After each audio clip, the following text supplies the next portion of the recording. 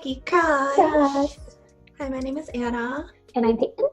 And today, I need to find more variety for my todays. But anyways, what are we doing today? Today, we are reacting to the next video in our Making Anna a Goldenness series. And today we are actually reacting to the Goldenness I See You special film. Highly requested. Which will be highly requested. Thank you, viewers. We're here for you. And it'll be actually really exciting because unlike most of the Golden Child content that we have reacted to on this channel, I have not seen this video either. So it's new for both of us. Oh, I've heard the song. Anna hasn't heard the song, but I've heard the song. I've listened to like the first 10 seconds of it by accident. But I'm pretty sure that it's like a choreo vid, so it should be good for both of us. So see you on the other side. One, go. So this was released in December 2018, so about a year-ish before they did Reboot. Oh, but this does not have cutesy vibes. Blindfolds on. Ha! The irony. No one boinda. Except they can't see anything. Oh, I'm so sorry. This is really cool. What the heck? I can't see who's who right now. 지범인가? 어, 지범이지. I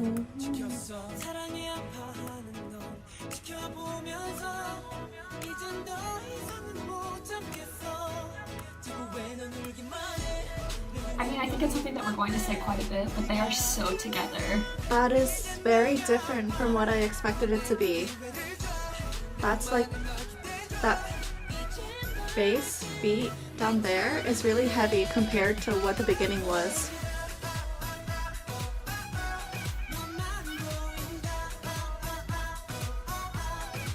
This sounds like a summer song.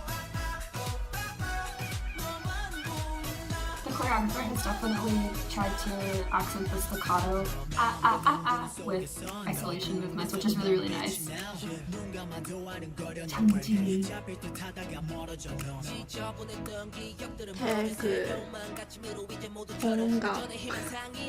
I feel like it's interesting because they dress both of the rappers very specifically. Like they always dress Jangju in like the chains and the blazers with the distressed tees underneath. And then Tag is the like chic, high class, like very expensive rapper. I love it. Wow.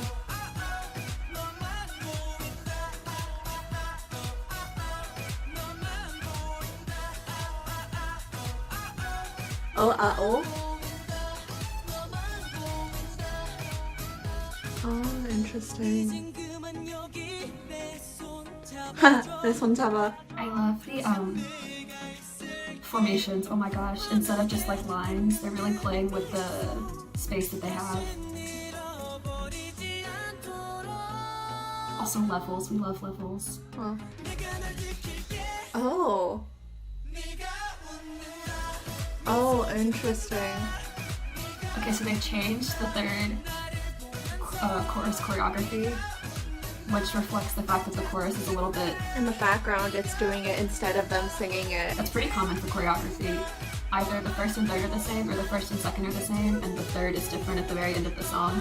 Has Bomin had lines so far? 잠깐만.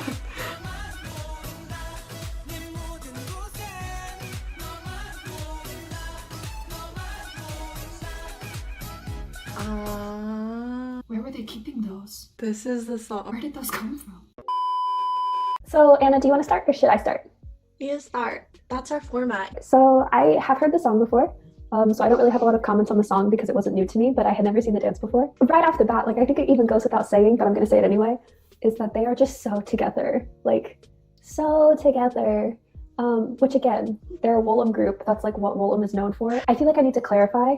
There is a difference between, oh, all of your dance moves are together, and you are like completely synchronized. Shiny, for instance, great example. They, when they dance, are all together, but their personalities really like shine through in their dances. So if you watched each of them do the dance, they don't all look exactly the same for every single dance move. That's different from a group like 17 or Golden Child. When they all hit a move, it is at like the exact same angle. They look exactly the same. And there's no which one's better, like which one's more impressive, even which one's harder. It's just a matter of like, what do your dance teachers prefer?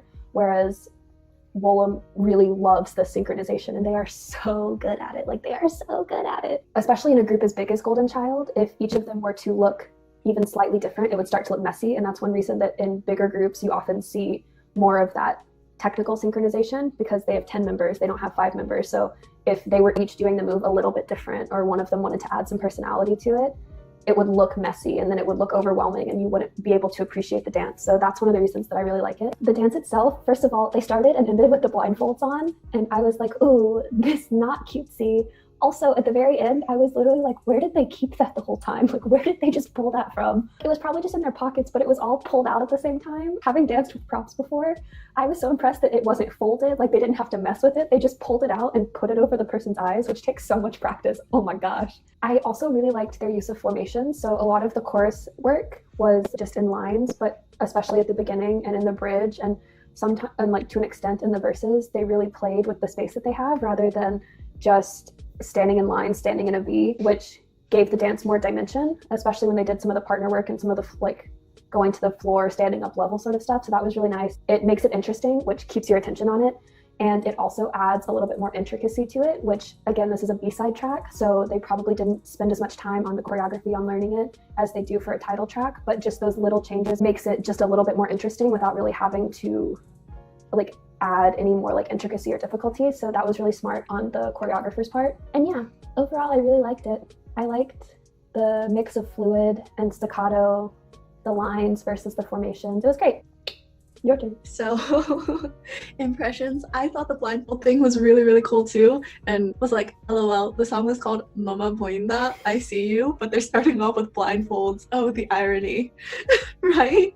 Isn't that, wait, you didn't realize that? Oh my god. I didn't make that connection. That's so smart. Right? To speak about the song a little bit, it's a very Woollim song. And one thing that I realized about Woollim songs is that they use a lot of like techno synth sounds, and that was happening a lot in this song too, in the background. So like everything starts up pretty high in pitch, but then as they go into the pre-chorus, all of a sudden like the bass beats that they add in the pre-chorus are like really low and heavy, like kind of hard hitting. And I was really taken aback because I was like, oh, this song is going in a very different direction than I expected. And I was already taken kind of aback because like the song sounds really like happy. I even said it sounds kind of like a summer song in the beginning, but it's all black and white, and I was just really confused by that contrast. So one thing that I thought was really interesting was in the chorus when they say "Naman boinda" and then they continue to do the note, they do like oh instead of just doing throughout the whole time. It changes it up. It's different from what you expect, which is good because or else it would just get boring and repetitive, because even though the chorus is supposed to be like repetitive and catchy, it still adds a little bit of diversity to it, which is good. And then also in the very last chorus, they don't do that part anymore. It also isn't "Naman boinda" anymore. It's a different lyric, but they don't do that oh anymore, but they only have it in the instrumental. And throughout the whole time in the song, in the chorus, they have it in the instrumental, hitting those pitches, like that sort of synth sound. But in the last chorus, they don't sing, and it's only the instrumental part doing that line. I don't know if I like it or if I didn't like it. I haven't decided yet. I also, in the song, was going to say, maybe it's because my eyesight is really bad and I couldn't tell who was in the front a lot of the time, but did Jaehyun have any lines? And did Pomin have any lines? Because like someone had left a comment on one of our recent videos that was saying like, oh, the bad thing about this song is that like Pomin and Jaehyun don't really have any lines. Not this song, but like a different song that we reacted to. Since that is in my mind, when I was watching this video, I was like, wait, did they have any lines? And I was thinking about it and I was like, okay, Pomin, he's the youngest in the group. I feel like even in songs now, he doesn't get a lot of lines, but I feel like Jaehyun in like reboot era, his lines have caught my attention.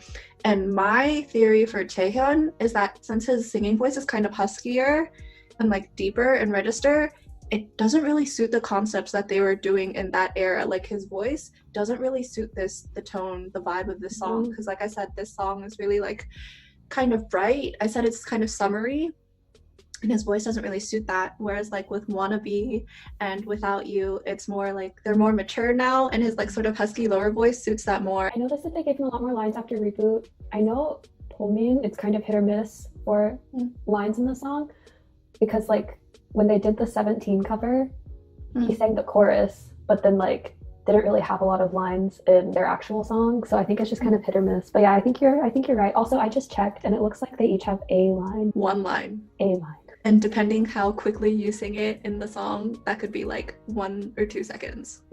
Yeah, that's basically it. TLDR, I like the song. Kind of confused by the vibe of the song versus the aesthetic of the video. So, Yeah, and I like the irony of them wearing blindfolds for a song called I See You.